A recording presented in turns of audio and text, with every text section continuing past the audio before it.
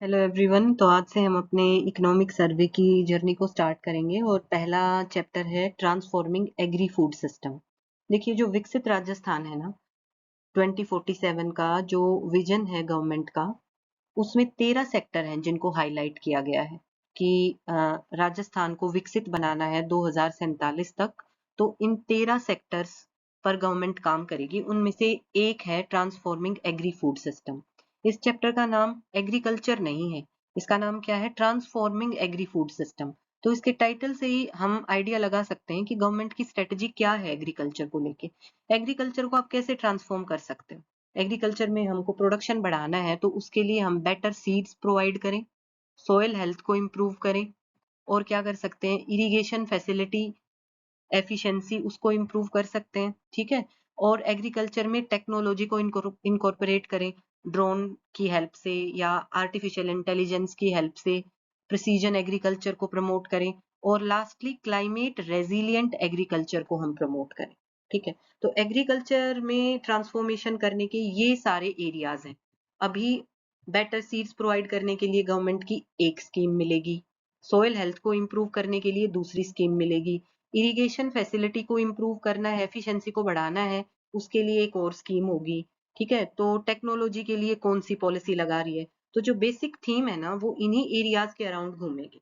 Right. अब second इसमें important चीज क्या है कि फूड सिस्टम। अभी हार्वेस्टिंग पर तो एग्रीकल्चर खत्म नहीं हो जाती। मान लीजिए किसी किसान ने मस्टर्ड उगाए हैं अपने खेत में, तो उसने हार्वेस्ट कर लिया, वहीं तो खत्म नहीं हो जाता ना। जो मस्टर्ड सीड्स उसने प्रोड्यूस किए हैं, उनको स्टोर भी करना पड़ेगा, उनको प्रोसेस भी करना पड़ेगा। ठीक है। और प्रोसेस करने के बाद उनको जो मस्टर्ड ऑयल बनेगा उसको सप्लाई करना पड़ेगा और फाइनली कंज्यूमर तक पहुंचाएंगे। तो फूड में ये सब चीज आएगी कि आपने जो हार्वेस्ट कर लिया फिर उसकी प्रोसेसिंग करनी है, और फाइनली मार्केट लिंकेज और लॉजिस्टिक की थ्रू थ्रू उसको कंज्यूमर तक पहुंचाना है। तो फार्मर से लेके कंज्यूमर तक ये जो पूरा सिस्टम बनेगा ना, उसको ट्रांसफॉर्म करना है। तो गवर्नमेंट का जो एग्रीकल्चर सेक्टर में फोकस है वो इसी थीम के अराउंड है कि जो फार्मर की इनकम है उसको कैसे बढ़ाया जाएगा, कि उसमें वैल्यू एडिशन करनी है। ठीक है। वैल्यू एडिशन करनी है, और जो कोर आइडिया है क्लाइमेट रेजिलिएंट क्रॉप्स को प्रमोट करना है। ठीक है। प्रोडक्टिविटी को बढ़ाना है। तो बेसिकली जो एग्रीकल्चर है उसको सस्टेनेबल बनाना है। राइट।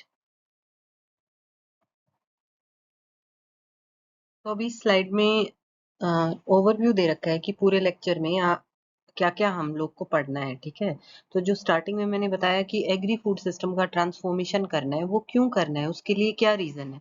सेकंड, हमको देखना है कि एग्रीकल्चर का राजस्थान की टोटल इकोनॉमी में कितना कंट्रीब्यूशन है। जो ग्रोथ सेक्टर वैल्यू एडिशन होता है जीएसवीए में, सेक्टोरल कंट्रीब्यूशन कितना है एग्रीकल्चर का as compared to industry and service sector. फिर हमको ग्रोथ ट्रेंड देखना है कि जो एग्रीकल्चर और अलाइड सेक्टर है लास्ट डिकेड में 11-12 से लेके और भी 25-26 तक, उसका ग्रोथ ट्रेंड क्या रहा है करंट प्राइसेस पर और कांस्टेंट प्राइसेस पर। और प्रोडक्शन पैटर्न क्या रहा है, मतलब कौन सी खरीफ की क्रॉप और कौन सी रबी की क्रॉप्स हैं जिनके ऊपर ज्यादा फोकस है, और उनके प्रोडक्शन का क्या ट्रेंड है, ऑयल सीड्स का, पल्सेस का, वो सब। ठीक है। Food grain pulses and oil seeds का डेटा देखना है कि टोटल फूड ग्रेन प्रोडक्शन कितना है, लास्ट ईयर के कंपैरिजन में देखना है कि वो घट रहा है कि बढ़ रहा है। राइट। और फिर ये जो ट्राइफेक्टा है ना राजस्थान के एग्रीकल्चर एंड अलाइड सेक्टर में, बाजरा, मस्टर्ड एंड मिल्क का, ये लीड कर रहा है एग्रीकल्चर एंड अलाइड सेक्टर को। क्योंकि देखिए, एग्रीकल्चर में खाली क्रॉप्स नहीं होती हैं, अलाइड सेक्टर का भी बहुत बड़ा कंट्रीब्यूशन है। अभी आगे वाली स्लाइड्स में आप देखेंगे तो जो लाइव स्टॉक सेक्टर है उसका एग्रीकल्चर और अलाइड के टोटल कंट्रीब्यूशन में क्रॉप से भी ज्यादा है। Around 49% contribution live stock sector का है, जिसमें डेयरी आती है। ठीक है। तो ये जो लाइव स्टॉक है ये स्टेबल और सस्टेनेबल इनकम और एक alternative source of income provide करता है फार्मर को। ठीक है। लाइवलीहुड भी और सस्टेनेबल इनकम। और जो एग्रीकल्चर यहाँ पर ज्यादा मॉनसून डिपेंडेंट है, रेन फेड डिपेंडेंट है। ठीक है। तो उसकी वजह से जो वेरिएबिलिटी रहती है ना, उसके लिए कुशन की तरह काम करता है लाइफ स्टॉक सेक्टर। ठीक है। फिर हमको पढ़ना है कि क्लाइमेट से रिलेटेड क्या क्या कंस्ट्रेंट है राजस्थान में, और उन क्लाइमेट कंस्ट्रेंट्स की वजह से सस्टेनेबल एग्रीकल्चर की तरफ हमें प्रमोट होना है। ठीक है। और फिर ये एक स्लाइड में दिखा रखा है कि लैंड होल्डिंग्स और लैंड फ्रेगमेंटेशन का जो इशू है, ये तो देखिए यूनिवर्सल इशू है पूरे इंडियन एग्रीकल्चर का, कि जो लैंड होल्डिंग का नंबर है वो तो बढ़ता जा रहा है, और जो लैंड होल्डिंग का साइज है वो कम होता जा रहा है। तो लैंड फ्रेगमेंटेशन है, ये एक स्ट्रक्चरल इशू है एग्रीकल्चर का, जो प्रोडक्टिविटी को डिक्रीज करता है। ठीक है। और लास्ट में 10 एग्रोक्लिमेटिक जोन्स हैं राजस्थान की। जो राजस्थान का एग्रीकल्चर डिपार्टमेंट है, उसने पूरे राजस्थान को 10 एग्रोक्लिमेटिक जोन्स में डिवाइड कर रखा है। एग्रोक्लिमेटिक जोन्स का मतलब होता है कि उस पर्टिकुलर एरिया का जो क्लाइमेट है वो किस टाइप की एग्रीकल्चर को सूट करता है। तो वहां वैसी ही अगर हम एग्रीकल्चर ग्रो कराएंगे तो वो सस्टेनेबल एग्रीकल्चर होगी। ठीक है। अभी देखिए जो एग्री फूड सिस्टम ट्रांसफॉर्मेशन है, ये क्यों जरूरी है। जो राजस्थान गवर्नमेंट का जो विजन है 2047 को लेके, उसमें राजस्थान को एग्रीकल्चरल पावर हाउस बनाना है इंडिया का। वो कैसे बनेगा, जब प्रोडक्टिविटी बढ़ेगी, जब फार्मर की इनकम इंक्रीज होगी और सस्टेनेबल होगी। ठीक है। हर तरह के शॉक को एब्जॉर्ब कर पाए, जो सोर्सेज ऑफ इनकम है उसको इतना डाइवर्सिफाई करना है। ठीक है। और इन्वायरमेंटल सस्टेनेबिलिटी को साथ साथ लेके चलना है। तो ये जो स्टेटमेंट है ना कि by 2047 Rajasthan aims to be India's leading agricultural power house with higher productivity, farmer income and environmental sustainability, आप इसको किसी भी मेंस के क्वेश्चन में एज एन इंट्रोडक्शन और कंक्लूजन की तरह यूज कर सकते हैं। अब ट्रांसफॉर्मेशन का क्या मीनिंग है।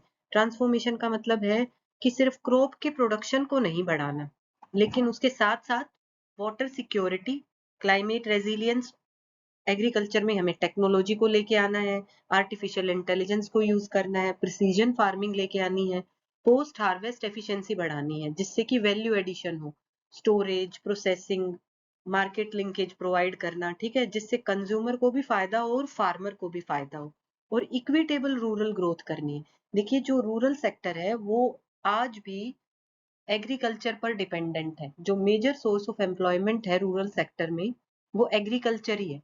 तो अगर आप चाहते हैं कि रूरल सेक्टर इंक्लूसिव वे में ग्रो करे, तो उसके लिए हमको ये जो पूरा एग्री फूड सिस्टम है इसको ट्रांसफॉर्म करना होगा। तो वही पॉइंट लिखे हुए हैं जो हमने स्टार्टिंग में देखा था कि प्रोडक्टिविटी को बढ़ाना है। ठीक है। और एग्री फूड सिस्टम को साथ लेके चलना है, उसमें क्रॉप्स भी हैं, लाइव स्टॉक भी है, फॉरेस्ट्री भी है, और फिशिंग भी है। एग्रीकल्चर एंड अलाइड सेक्टर को एज अ होल प्रमोट करना है, डाइवर्सिफाई करना है। उसी से सस्टेनेबिलिटी आएगी। ठीक है। और रेजिलियंस भी आएगी। इरिगेशन में micro irrigation, water shade development और क्लाइमेट रेजिलिएंट फार्मिंग करनी है।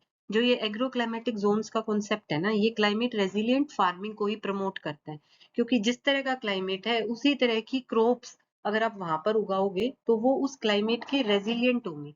जो ड्रॉट प्रोन एरिया है वहां पर ड्रॉट रेजिस्टेंट क्रॉप्स ही आपको ग्रो करनी चाहिए। ठीक है। और लैंड यूज बेटर हो, मतलब जो लैंड फ्रेगमेंटेशन है उसको कम करना है, रीजनल प्लानिंग थ्रू एग्रोक्लिमेटिक जोन्स, और रूरल ग्रोथ को इक्विटेबल बनाना है, और उसको लिंक करना है कि जो एग्रीकल्चर है वो सस्टेनेबल हो, बायोडाइवर्सिटी कंजर्वेशन भी हो, और एडवांस्ड एग्रीकल्चरल टेक्नोलॉजीज का यूज किया जाए। देखिए इस स्लाइड में यही बता रखा है कि जो राजस्थान का एग्रीकल्चर एंड अलाइड सेक्टर है उसमें ये 4 सब सेक्टर्स हैं। ठीक है। क्रॉप्स है, लाइव स्टॉक है, forestry and logging and fishing है। और 2025-26 का जो डेटा है एडवांस एस्टिमेट्स के अकॉर्डिंग, उसमें जो राजस्थान का एग्रीकल्चर एंड अलाइड सेक्टर है वो लगभग 25.74% कंट्रीब्यूट करता है total of Rajasthan GSPA at current prices. इसमें दिखा रखा है कि और जो दो सेक्टर्स हैं उनके कंपैरिजन में एग्रीकल्चर कहाँ स्टैंड करता है टोटल जीएसपीए कंट्रीब्यूशन में। राजस्थान के 2025-26 का एडवांस एस्टिमेट है और करंट प्राइसेस पर शो कर रखा है। तो एग्रीकल्चर कंट्रीब्यूट करता है 25.74%, और इंडस्ट्री सेक्टर कंट्रीब्यूट करता है अराउंड 26.55%। अराउंड क्या है यार, ये एग्जैक्ट ही है, ठीक है। और जो सर्विस सेक्टर है उसका कंट्रीब्यूशन लार्जेस्ट है, 47.71% है। तो देखिए जो इंडस्ट्री और एग्रीकल्चर है इनमें बहुत मार्जिनल डिफरेंस है। तो इसका मतलब one of the main pillar है एग्रीकल्चर राजस्थान की इकोनॉमी का, इन टर्म्स ऑफ जीएसवीए कंट्रीब्यूशन भी। आप कह सकते हैं कि जो एग्रीकल्चर है क्वार्टर ऑफ राजस्थान जीएसवीए को कंट्रीब्यूट करता है। तो ये इकोनॉमी का भी एक अच्छा कंट्रीब्यूटर है, ठीक है। अराउंड 25% जीएसपीए में कंट्रीब्यूट कर रहा है ये, 25.74%। और पैराडॉक्स क्या है इसमें कि कंट्रीब्यूट जीएसपीए में तो 25.74% कर रहा है, लेकिन अगर एम्प्लॉयमेंट में कंट्रीब्यूशन देखें तो 40% से ज्यादा जो पॉपुलेशन है वो एग्रीकल्चर सेक्टर में एम्प्लॉयड है, मोस्टली रूरल एरिया में ही, ठीक है। रूरल एरिया में 40% से जो ज्यादा एम्प्लॉयमेंट है वो एग्रीकल्चर सेक्टर में ही है। तो इसकी वजह से कौन सा कॉन्सेप्ट निकल के आता है, डिसगाइज्ड अनएम्प्लॉयमेंट, ठीक है। या पढ़ना पता भी होगी क्या होता है, और कमेंट करना कि डिसगाइज्ड अनएम्प्लॉयमेंट क्या होती है, ठीक है। ये लिमिटेशन है एक एग्रीकल्चर सेक्टर की। तो देखिए इस वजह से भी आप जैसे अगर पूछें कि एग्रीकल्चर सेक्टर को ट्रांसफॉर्म करने की क्या जरूरत है, क्यों करना चाहिए, तो ये भी एक स्ट्रॉन्ग पॉइंट है कि एग्रीकल्चर सेक्टर को ट्रांसफॉर्म करना इसलिए जरूरी है क्योंकि टोटल जीएसवीए में तो इसका कंट्रीब्यूशन 25% है, पर एम्प्लॉय ये 40% से ज्यादा पॉपुलेशन को करता है। तो सिर्फ इकोनॉमी को ही इम्पैक्ट नहीं करेगा, ये लाइवलीहुड को, एम्प्लॉयमेंट को और रूरल इक्विटेबल ग्रोथ तीनों को इम्पैक्ट करता है। इसीलिए एग्रीकल्चर को ट्रांसफॉर्म करना बहुत जरूरी है। देखिए इस स्लाइड में शो कर रखा है कि पिछले 5 साल में एग्रीकल्चर और अलाइड सेक्टर है वो करंट प्राइसेस पर और कांस्टेंट प्राइसेस पर किस रेट से ग्रो कर रहा है, ठीक है। ये शो कर रखा है। तो जो करंट प्राइसेस पर भी कंटिन्यूअस ग्रोथ ही हो रही है। यहाँ पर जो ग्रोथ है वो प्रीवियस ईयर के कंपैरिजन में 24-25 और 25-26 में देखें तो लगभग पैरेलल है। मतलब जो परसेंटेज है ग्रोथ की वो बहुत ज्यादा नहीं है, ठीक है। और अगर कांस्टेंट प्राइसेस पर देखें तो जस्ट दोनों बराबर ही हो गए हैं। तो मतलब 2024-25 से कंपेयर करें 25-26 में, तो यहाँ नीचे लिखा भी हुआ है कि सिर्फ 0.22% की ग्रोथ हुई है एग्रीकल्चर एंड अलाइड सेक्टर में, ठीक है। इसका रीजन क्या है, अब यहाँ पर भी देख लीजिए आप बार डायग्राम में भी 25-26 के कंपैरिजन में आप देखिए जो ग्रोथ रेट है यहाँ पर सिर्फ 0.22% है, जबकि 24-25 में वो लगभग 7% के अराउंड थी। तो एक तो इसका रीजन बेस ईयर इफेक्ट है। मतलब जो 24-25 वाला साल था ना वो उसमें बम्पर ग्रोथ हुई थी क्योंकि मॉनसून फेवरेबल आया था। तो उसकी वजह से जो नॉर्मल जितना प्रोडक्शन होता है क्रॉप्स का, फूड ग्रेन्स का, वो बहुत ज्यादा था। इसीलिए 25-26 में इतना कम प्रोडक्शन नहीं हुआ, लेकिन प्रीवियस ईयर में इतना ज्यादा था कि due to base year effect जो एक्चुअल ग्रोथ रेट हुई ना वो सिर्फ 0.22% की हुई है कांस्टेंट प्राइसेस पर। तो यही क्लाइमेट कंस्ट्रेंट्स दिखा रखे हैं कि क्लाइमेट कंस्ट्रेंट इसका मेन रीजन था कि मॉनसून फेवरेबल होने की वजह से जो प्रीवियस ईयर था उसमें बम्पर प्रोडक्शन हुआ, तो जो बेस ईयर इफेक्ट आ गया कि आप जिस ईयर से कंपेयर कर रहे हो ना उसके कंपैरिजन में बहुत कम हुआ प्रोडक्शन। तो उसकी वजह से जो ग्रोथ रेट थी वो सिर्फ 0.22% है। ये 0.22% एट कांस्टेंट प्राइसेस है, ठीक है। अभी स्लाइड में शो कर रखा है कि जो एग्रीकल्चर एंड अलाइड सेक्टर में जो सब सेक्टर्स है ना उनका कितना कंट्रीब्यूशन है अलग अलग सेक्टर का। तो देखिए यहाँ पर जो लाइव स्टॉक है वो 49.35% है।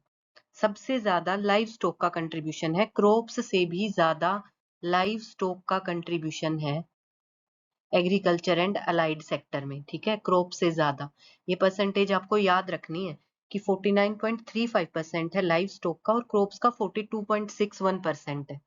फॉरेस्ट्री एंड लॉगिंग 7.49% है, और फिशिंग सिर्फ 0.54% है, जो राजस्थान के एग्रीकल्चर एंड अलाइड सेक्टर में कंट्रीब्यूट करते हैं। तो इससे हमें क्या पता चलता है कि जो राजस्थान का जो लाइव स्टॉक सेक्टर है ना, जिसमें डेयरी आती है, मेनली डेयरी सेक्टर आता है, या जो मान लीजिए वूल इंडस्ट्री के लिए, वूलिंग के लिए जो शिप रियरिंग होती है, उसको भी हम लाइव स्टॉक में ही काउंट करते हैं। ठीक है, तो ये वो जो लाइव स्टॉक सेक्टर है वो एक किस्म से कुशन की तरह काम करता है। फार्मर को जो क्लाइमेट में जो वेरिएबिलिटी है, क्योंकि राजस्थान का ऐसे ही जो क्लाइमेट है वो एरिड है, 61% जो एरिया है वो एरिड और डेजर्ट टाइप है। तो ऐसे में जिसमें इतना ज्यादा एरिड क्लाइमेट है, ऊपर से मॉनसून वेरिएबिलिटी भी है, तो वहां पर जो ये लाइव स्टॉक सेक्टर है ना, ये फार्मर की इनकम को सस्टेनेबल बनाता है, एक अल्टरनेटिव सोर्स ऑफ इनकम भी प्रोवाइड करता है, और एक कुशन की तरह काम करता है रेनफॉल शॉक्स में, क्लाइमेट वेरिएबिलिटी में, मॉनसून वेरिएबिलिटी में। अगर इरेटिक रेनफॉल होता है, तो अगर क्रॉप सेक्टर कम कंट्रीब्यूट कर रहा है, तो लाइव स्टॉक उसको कंपनसेट करने में काम करता है। ठीक है, इस स्लाइड में शो कर रखा है कि राजस्थान में खरीफ सीजन में और रबी सीजन में कौन कौन सी मेनली क्रॉप्स ग्रो करते हैं। तो खरीफ की जो मेजर क्रॉप्स हैं वो बाजरा, मेज, ग्राउंडनट और कॉटन है, और रबी की वीट, मस्टर्ड, बार्ले और ग्राम है। देखिए, बाजरा खरीफ की क्रॉप है, ठीक है। ये एमसीक्यू में बहुत बार आता है कि आप मतलब इस तरह का पूछे जाते हैं कि खरीफ में कौन कौन सी आती है, तो बाजरा खरीफ में आएगा, ना कि रबी में आएगा, राइट। और ये मिलेट्स में तो है ही। और मिलेट्स कैसी क्रॉप होती हैं? ड्रॉट रेजिस्टेंट क्रॉप होती है, ठीक है। मिलेट्स में बाजरा आता है, बारले आता है, ठीक है, सोरगम आता है, ये सब मिलेट्स में ही आते हैं। तो जो राजस्थान का जो नेचुरल क्लाइमेट है ना, वो मिलेट्स के लिए, क्योंकि मिलेट्स ड्रॉट रेजिस्टेंट है, मिलेट्स को ज्यादा फर्टाइल सॉइल भी नहीं चाहिए, मिलेट्स को ज्यादा रेनफॉल भी नहीं चाहिए। तो जो राजस्थान के एग्रोक्लाइमेटिक जोन्स है ना, उनमें जो मिलेट्स हैं और जो पल्सेस हैं वो एकदम परफेक्टली सूट करते हैं, ठीक है। तो इसीलिए अगर हम एग्रोक्लाइमेटिक जोन्स के अकॉर्डिंग एग्रीकल्चर करते हैं, तो वो एग्रीकल्चर क्लाइमेट रेजिलिएंट एग्रीकल्चर भी होगी, और उसकी वजह से जो रीजनल ग्रोथ है ना वो भी प्रमोट होगी। मान लीजिए जो डेजर्ट वाला एरिया है, ठीक है, जो वेस्टर्न राजस्थान है, वहां पर व्हीट है, राइस है, मस्टर्ड है, ये तो नहीं हो सकते ग्रो। लेकिन अभी अगर हम वहां पर मिलेट्स को प्रमोट करें, क्लाइमेट रेजिलिएंट या क्लाइमेट को सूट करती हुई एग्रीकल्चर को प्रमोट करेंगे, तो जो रीजनल डिफरेंसेस हैं ग्रोथ में वो भी ओवरकम होंगे, ठीक है। और कैसी ग्रोथ होगी? सस्टेनेबल ग्रोथ होगी। रीजनल डिफरेंसेस, तो जो ये क्लाइमेट रेजिलिएंट एग्रीकल्चर है ना, वो रीजनल डिफरेंसेस को कम करने का भी एक अल्टरनेटिव है, एक सॉल्यूशन है ये, ठीक है। देखिए, यहाँ पर दिखा रखा है कि फूड ग्रेन का जो प्रोडक्शन हो रहा है उसका क्या ट्रेंड है, ठीक है। जैसे लास्ट वाली स्लाइड में हमने देखा था कि जो एग्रीकल्चर एंड अलाइड सेक्टर है उसमें सिर्फ 0.22% की ग्रोथ हुई है, और वहां पर रीजन मैंने बताया था कि जो 24-25 का साल था उसमें मॉनसून बहुत फेवरेबल था, तो बम्पर प्रोडक्शन हुआ था फूड ग्रेन्स का। तो ये डाटा वही शो कर रहा है कि 24-25 में खरीफ और रबी दोनों का मिला के जो फूड ग्रेन का टोटल प्रोडक्शन है वो 309.62 लाख टन था, जबकि 25-26 में ये घट के हो गया 283.98। उसकी वजह से जो टोटल ग्रोथ रेट थी ना वो वहां पर 0.22% हो गई। तो यही शो कर रखा है कि टोटल फूड ग्रेन प्रोडक्शन है, ये एडवांस एस्टिमेट है तो एक्सपेक्टेड है ये, वो 283.98 लाख टन हो गया है, जबकि जो प्रीवियस ईयर के जो फाइनल एस्टिमेट आए हैं वो 309.62 लाख टन के अराउंड है। तो ये 2024-25 की कंपैरिजन में 8.28% कम हुआ है फूड ग्रेन प्रोडक्शन। तो ये बहुत इंपॉर्टेंट है, ये आपको ध्यान रखना है, ठीक है। और जो खरीफ का फूड ग्रेन्स का प्रोडक्शन है ना, वो ज्यादा शार्पली डिक्रीज हुआ है, 21.61% से डिक्रीज हुआ है खरीफ फूड ग्रेन्स का। और रबी का लगभग स्टेबल रहा है, 0.49%। इसका रीजन क्या है कि खरीफ का तो इतना कम हो गया, क्योंकि जो मॉनसून की जो इम्पैक्ट है ना, वो खरीफ क्रॉप्स पर ज्यादा पड़ेगी, क्योंकि वो मॉनसून डिपेंडेंट होती हैं as compared to rabi crops. ठीक है, तो ये इंपॉर्टेंट डेटा है जो फूड ग्रेन प्रोडक्शन का आपको ध्यान रखना है कि कम हुआ है 8.28% से, और खरीफ का 21.61%, और जबकि रबी का लगभग स्टेबल रहा है। मॉनसून की जो वेरिएबिलिटी है ना, उसकी वजह से ये इम्पैक्ट आया है। इस स्लाइड में पल्सेस का दिखा रखा है। राजस्थान पूरे इंडिया में टोटल पल्सेस प्रोडक्शन में नंबर 3 पर आता है। तो ठीक है, यहाँ पर अभी पल्सेस का आउटपुट इंक्रीज हुआ है।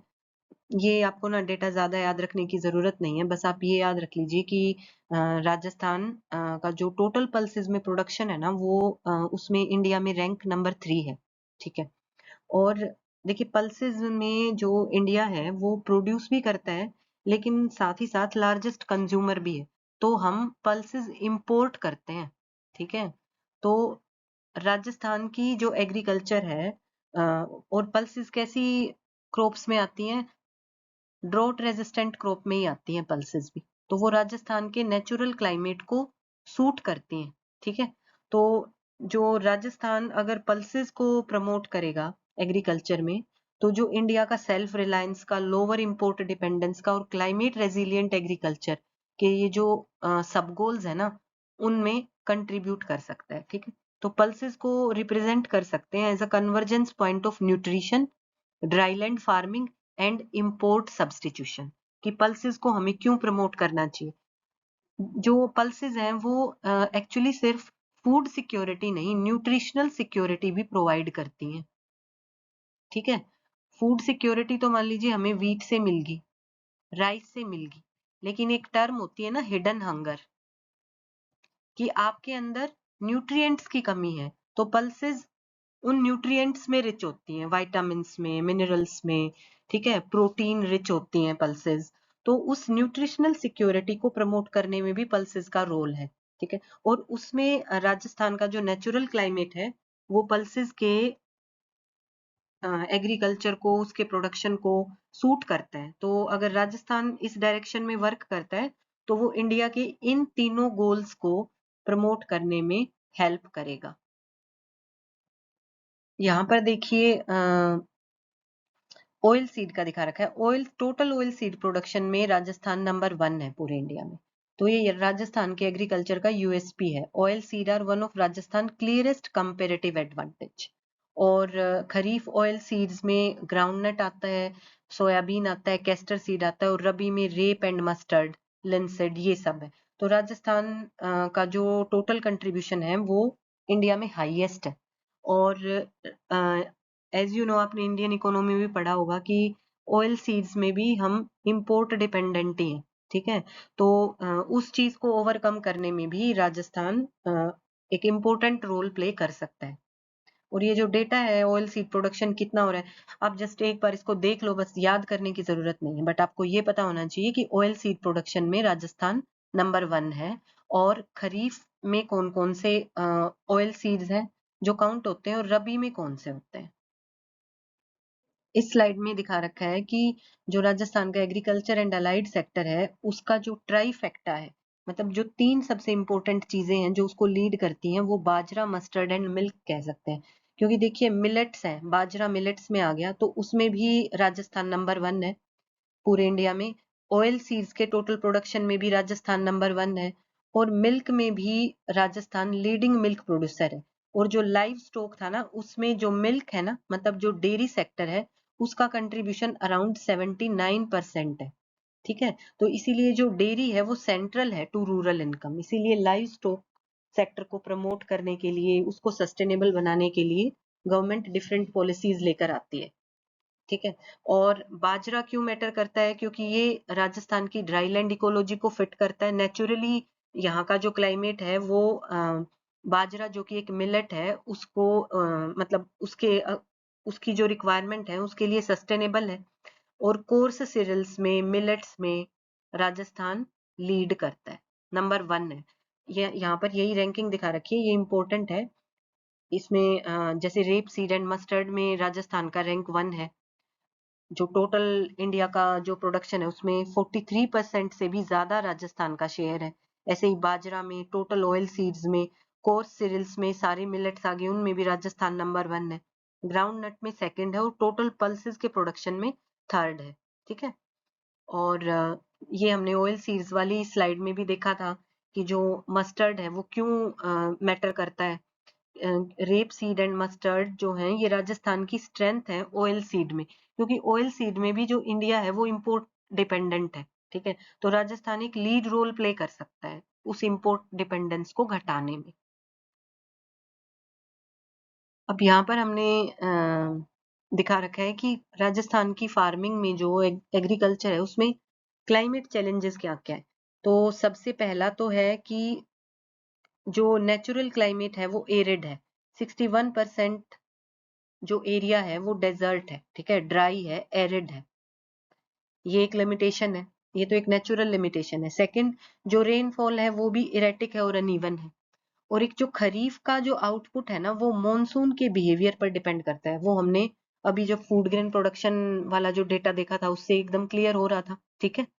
और वाटर स्केरिसिटी भी है, और जो एग्रीकल्चर के लायक जो लैंड है ना वो भी बहुत कम है, लिमिटेड है। जो एरेबल लैंड है, मतलब जहां तक इरिगेशन फैसिलिटी पहुंची हुई है वो लैंड भी लिमिटेड है राजस्थान में। और सोयल डिग्रेडेशन तो है ही, डेजर्टिफिकेशन भी बढ़ रहा है, थार एक्सटेंड हो रहा है ना। तो ये सब क्लाइमेट चैलेंजेस है राजस्थान की वेरिएबिलिटी के। अब जब मॉनसून वेरिएबिलिटी होगी तो उससे यील्ड वोलेटिलिटी भी होगी, कि प्रोडक्शन अगर मॉनसून खराब हो गया तो प्रोडक्शन घट जाएगा, उससे इनकम अनसर्टेनिटी आएगी। इसीलिए हमें रेजिलिएंट, क्लाइमेट रेजिलिएंट एग्रीकल्चर की जरूरत है। ठीक है। इस स्लाइड में शो कर रखा है कि सस्टेनेबल एग्रीकल्चर राजस्थान के लिए क्यों जरूरी है। तो पहला रीजन तो है जो लैंड यूज रियलिटी है। राजस्थान एरिया वाइज इंडिया की लार्जेस्ट स्टेट है। टोटल एरिया 343.43 लाख हेक्टेयर है। ठीक है। लेकिन जो इसमें से नेट सोन एरिया है ना वो सिर्फ 53.2% ही है। ठीक है। मतलब अराउंड 47% एरिया जो राजस्थान का है वो एरेबल नहीं है। इसीलिए सस्टेनेबल एग्रीकल्चर चाहिए कि लिमिटेड रिसोर्सेज में प्रोडक्टिविटी बढ़े। ठीक है। प्रोडक्टिविटी इंक्रीज हो तो जो एग्रीकल्चर होगी वो सस्टेनेबल होगी। और वो कैसे हो सकती है उसी के ये मेथड बता रखे हैं कि जो इरिगेशन है वो एफिशिएंट हो, drip irrigation, drought resistant crop जैसे मिलेट्स और पल्सेज है उनको प्रमोट करो, crop rotation, zero tillage, rain water harvesting, agro forestry और लाइव स्टॉक का इंटीग्रेशन करो, तब सस्टेनेबल एग्रीकल्चर होगी। जब हम सस्टेनेबल एग्रीकल्चर टर्म यूज करते हैं ना तो उसमें एग्रीकल्चर और अलाइड सेक्टर सब काउंट होते हैं। ठीक है। तभी ओवरऑल जो एग्रीकल्चर सेक्टर है वो सस्टेनेबल होगा। और एक रीजन स्पेसिफिक प्लानिंग करो कि जिस तरह का क्लाइमेट है उसी तरह की एग्रीकल्चर को अगर हम वहां प्रमोट करेंगे तो वो एग्रीकल्चर सस्टेनेबल होगी। अब उसी के बेनिफिट्स लिख रखे हैं कि बेटर वाटर यूज एफिशिएंसी होगी अगर हम ड्रिप इरिगेशन यूज करेंगे, और अगर ड्रोट रेजिस्टेंट क्रॉप होंगे तो प्रोडक्शन रिस्क कम हो जाएगा, फिर वो मॉनसून की वेरिएबिलिटी पर उनकी प्रोडक्टिविटी डिफर नहीं करेगी। प्रोटेक्शन होगा अगेंस्ट सोयल डिग्रेडेशन अगर हम क्रॉप रोटेशन, जीरो टिलेज, ये सब टेक्नोलॉजी नेचुरल फार्मिंग को प्रमोट करते हैं। Natural farming is also a type of sustainable agriculture, और इससे greater long term ecological resilience आएगा और जो फार्मर की इनकम होगी वो भी ज्यादा स्टेबल होगी। राइट। अभी इस वाली स्लाइड में ये दिखा रखा है कि जो राजस्थान में लैंड होल्डिंग कैटेगरीज है, मतलब कितनी percent land marginal land holding में है। जैसे 40% जो ऑपरेशनल होल्डिंग है वो मार्जिनल है, 40% लेस देन 1 हेक्टेयर वाली है। ठीक है। और जो लार्ज लैंड होल्डिंग्स है वो सिर्फ 4.69% है। ठीक है। तो इससे क्या शो होता है कि जो लैंड यूज पैटर्न है ना वो फ्रेगमेंटेड है, और ये एक स्ट्रक्चरल चैलेंज है एग्रीकल्चर के लिए, इससे प्रोडक्टिविटी कम होती है। तो जो एग्रीकल्चर सेंसस हुआ था उसमें एक पॉजिटिव पॉइंट क्या निकल के आया था कि जो 2015-16 का एग्रीकल्चर सेंसस है उसमें फीमेल की जो होल्डिंग्स है ना वो बढ़ी है, 5.46 लाख से 7.75 लाख हो गई है। ठीक है। और फीमेल होल्डिंग्स में जो मतलब फीमेल होल्डर्स हैं उनका एरिया बढ़ा है, ठीक है, और नंबर ऑफ लैंड होल्डिंग्स भी बढ़ी है फीमेल्स की। लेकिन ओवरऑल जो है वो नेगेटिव ही है इसमें, कि जो लार्ज लैंड होल्डिंग साइज है ना वो तो कम हो रहे हैं और जो मार्जिनल है वो बढ़ रहे हैं। तो इसका मतलब फ्रेगमेंटेड लैंड है जो प्रोडक्टिविटी को डिक्रीज करती है। इस स्लाइड में भी यही शो कर रखा है कि होल्डिंग तो इंक्रीज हो रही है लेकिन ऑपरेटेड एरिया डिक्रीज हो रहा है। इसका मतलब एवरेज फार्म साइज है वो डिक्लाइन हो रहा है। मतलब पहले वही मान लो 10 एकड़ जमीन थी, वो 2 लोगों के पास थी, अब वो 10 एकड़ जमीन 4 लोगों के पास है। तो नंबर ऑफ होल्डर्स तो इंक्रीज हो रहे हैं लेकिन जो फार्म का साइज है ना वो घटता जा रहा है। तो इससे प्रोडक्टिविटी कम होगी। Land fragmentation is a structural reason why productivity and farmer income need policy support, not just better rainfall. इसीलिए फार्मर प्रोड्यूसर ऑर्गेनाइजेशन एफपीओज को गवर्नमेंट प्रमोट कर रही है कि ये जो लैंड फ्रेगमेंटेशन का इश्यू है ना वो सोल्व हो पाए। इस स्लाइड में शो कर रखा है कि ओवरऑल राजस्थान का जो एग्रीकल्चर है उसमें क्या क्या अपॉर्चुनिटीज हैं और क्या क्या चैलेंजेस हैं। ठीक है, तो जो अपॉर्चुनिटीज हैं ये देखिए आप, कि एक तो एरिया बहुत बड़ा है, लार्जेस्ट स्टेट है बाय एरिया, और डिफरेंट टाइप के क्लाइमेटिक रीजन्स अवेलेबल है राजस्थान में। डेजर्ट भी है, अरावली की फॉर्म में हिली एरिया भी है, हाडोती प्लेटू भी है जहां पर ब्लैक सॉइल मिलती है, ठीक है, जो नीचे मध्य प्रदेश की तरफ जो साउथ ईस्टर्न राजस्थान का जो हिस्सा है उसको हाडोती प्लेटू बोलते हैं। और ईस्टर्न प्लेन भी है जहां से ये बानस, ठीक है, बाण गंगा, चंबल ये फ्लो करती हैं। ये फर्टाइल एलुवियल एरिया है। तो मतलब अलग अलग तरह का क्लाइमेट है, तो क्रॉप डाइवर्सिटी पॉसिबल है। इसीलिए 10 एग्रो क्लाइमेटिक जोन्स हैं राजस्थान के अंदर। तो 10 एग्रो क्लाइमेटिक जोन है तो आप उससे अंदाजा लगाइए कि कितनी डिफरेंट टाइप की क्रॉप्स इधर उगाई जा सकती है depending upon the climate of that area. और बाजरा में rape seed, mustard, total oil seeds और मिल्क में राजस्थान की बहुत स्ट्रॉन्ग पोजीशन है। और जब आप ये अपॉर्चुनिटीज लिखे ना तो जो पीछे स्लाइड्स में जो डेटा था अगर आपको एक या दो का भी याद रह जाए ना, अगर वो लिख देंगे, जैसे मिल्क में ये लिख दो कि टोटल लाइव स्टॉक में मिल्क का कंट्रीब्यूशन 79.60% है, तो ये आपके मीन्स के आंसर को एनहांस करता है अगर आप थोड़ा बहुत डेटा से अगर उसको ऑथेंटिकेट करते हैं तो। और जो ड्राई लैंड एरिया है, जो राजस्थान का ड्राई क्लाइमेट है, वो मिलेट्स के लिए, पल्सेस के लिए, ठीक है, उसके लिए बिल्कुल फेवरेबल है। और जो लाइव स्टॉक है वो भी एक स्टेबलाइजिंग इनकम सोर्स है जब क्रॉप आउटपुट फ्लैक्चुएट करता है। और वो हमने एग्रीकल्चर एंड अलाइड सेक्टर में जब टोटल कंट्रीब्यूशन देख रहे थे तो लाइव स्टॉक का क्रॉप से ज्यादा था, लाइव स्टॉक का 49% था। ठीक है, तो ये अपॉर्चुनिटीज हैं राजस्थान एग्रीकल्चर की। और चैलेंजेस क्या है, एक तो यही एरिड और सेमी एरिड क्लाइमेट है, भाई डेजर्ट है 61% एरिया, तो इट इज अ चैलेंज। और इरेटिक मॉनसून, वाटर स्कैरिसिटी है, लैंड फ्रेगमेंटेशन। अब इसमें भी अगर आप डेटा डाल दें कि जो 2015-16 का जो एग्रीकल्चर सेंसस हुआ है उसके अकॉर्डिंग जो ऑपरेशनल लैंड होल्डिंग नंबर है वो तो बढ़ रहे हैं और जो फार्म साइज है वो डिक्रीज हो रहा है। अगर आपको डेटा याद ना रहे तो 2015-16 के सेंसस को मेंशन कर दो, तो वो आपके मतलब मार्क्स बूस्ट करता है। ठीक है, need to balance productivity with soil health, biodiversity and long term resilience, कि सस्टेनेबल एग्रीकल्चर को प्रमोट करना एक चैलेंज है, राइट।